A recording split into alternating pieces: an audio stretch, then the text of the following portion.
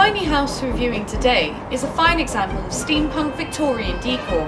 Many of you may be asking, what is Steampunk Victorian, and do I really give a rat's arse? Will I ever find true love? And what is the molecular structure of water? It's important to remember that I can't actually hear your questions because this is just a video, and I'm just a presenter. We don't want to disturb the quaint Celtic villages of this friendly little neighbourhood, so we'll be entering through the window, inconspicuously. Hey, what are you doing there? You trying to break into that house?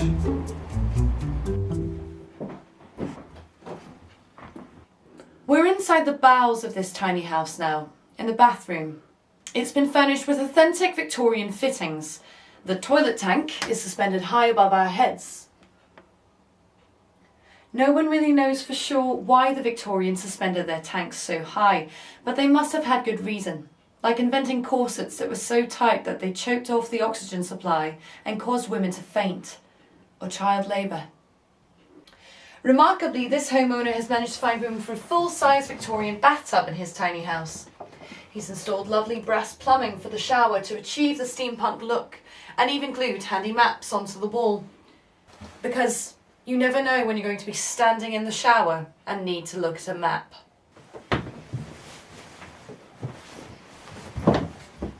What are you doing? I'm just going to do this next section in the bath. But we're filming. It's okay, I'm okay with that.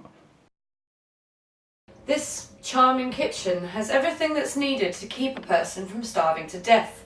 This commercial-sized stove proves that you can get large, oversized appliances, even with bad credit. The owner's installed open shelving instead of closed cupboards in order to save space. Also, he's a bit of a cheap bastard. This handy table folds away when not in use to allow room for other things, such as breathing. And this full-size refrigerator takes advantage of the vertical space without losing much floor space. The owner is able to keep it fully stocked for the week, with only limited trips to the off license, thereby saving on gas and protecting the environment. Next, we find ourselves in the bedroom, where nothing really happens. The owner didn't have room for a headboard, so he's purchased this massive wall hanging for about £12. It adds colour to the room and also doubles as an altar for a Masonic lodge. The lamp beside the bed is made entirely of recycled parts, such as this dial and copper tubing, which was once part of a potion still.